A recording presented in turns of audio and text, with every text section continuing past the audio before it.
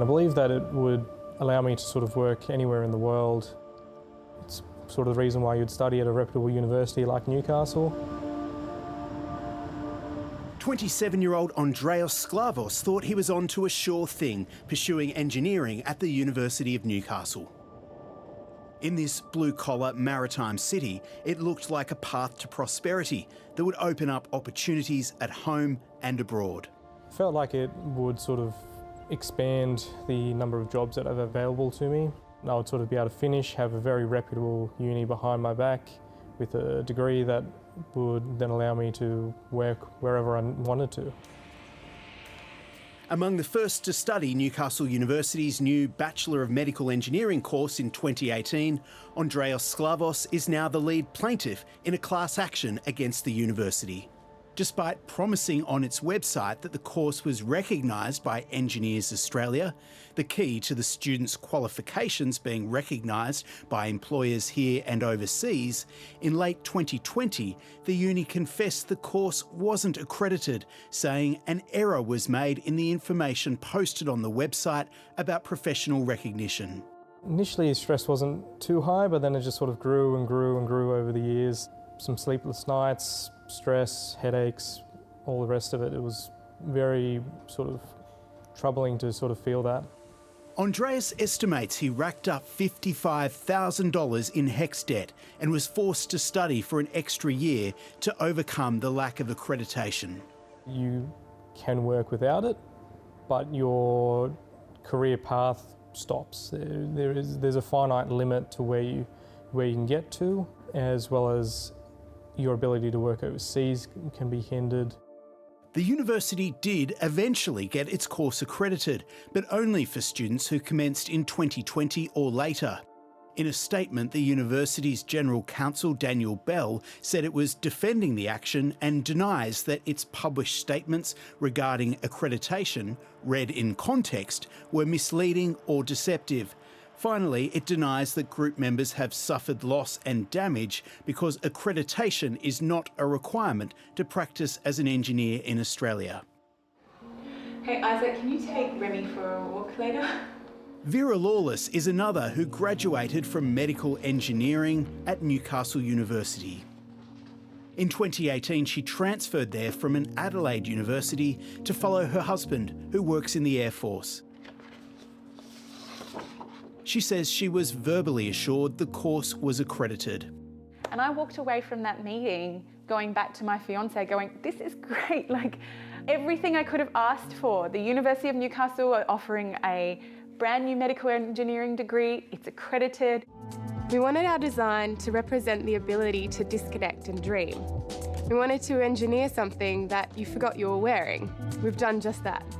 Vera came to the degree wanting to change people's lives for the better.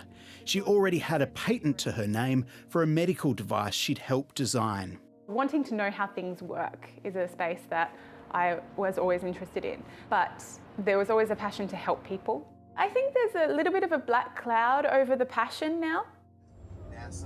Vera Lawless says the impact of non-accreditation hit home when she again followed her husband for work, this time to California. Despite her $45,000 HECS debt, her skills aren't recognised in America. Lost opportunity is probably the best way that I can sum it up, especially in America, right? Like we lived in California, Silicon Valley's right at your doorstep. It's the pinnacle of engineering. Vera Lawless fears she'll miss more opportunities and that the sacrifices of being a defence spouse and moving to new cities make the lack of accreditation an issue that will follow her for life. It's taking a heavy emotional toll. Yeah, I'm sorry. It was just really upsetting. I feel like I fought so hard. Sorry, Connor. Every time I get to look at the images or the joy of the things that I got to learn, I come back. We get these images Othniel Antwi is the lead plaintiff in another class action, this time against Western Sydney University over its Master of Advanced Imaging MRI course. He hoped the course would set him up for life and make his family proud, and says he was assured verbally that the course was accredited. Being an immigrant family in Australia, education was pretty much everything. You know, it was a way to build a career, it was a way to have a better life than the one we had in Ghana, and it was actually a way to help others. It was a deeply personal choice for dual citizen Othniel Antwi, who hoped to spare others the difficulty of his own childhood in Ghana.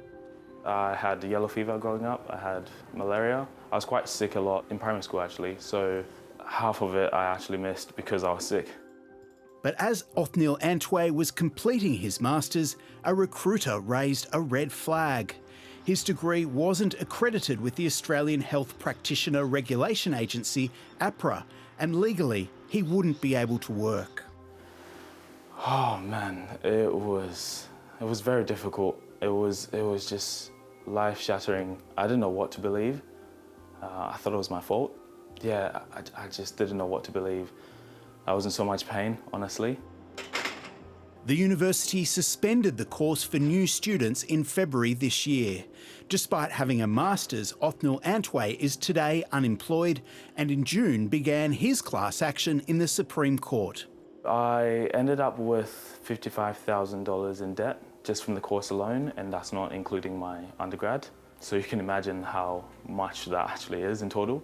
Yeah, that was heartbreaking, but that's not even the hardest bit about it. I think the hardest bit was the emotional and mental toll it's actually taken on me. Just the pain of realizing that my future career is pretty much non-existent. I was filled with so much hopelessness. Western Sydney University declined to comment.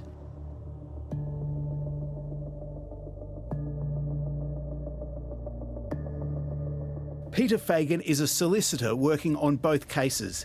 He also worked on a third case involving James Cook University, which saw a settlement with students who completed an unaccredited financial advice major. There was 27 students involved in that litigation. I can't speak about the terms of settlement, Conor, but broadly speaking, in litigation of this kind, you'd like to think about the message to universities about the importance of clarity and completeness of information that they publish. JCU declined to comment, but as the government begins a review of the university regulator, which legally requires universities to accredit courses when necessary to work, the students in the class action want greater accountability. That's why I want to do this interview today as well, because I need to call out the university for doing wrong. I'm 25 and yeah, I'm currently unemployed. It's very disheartening and very painful.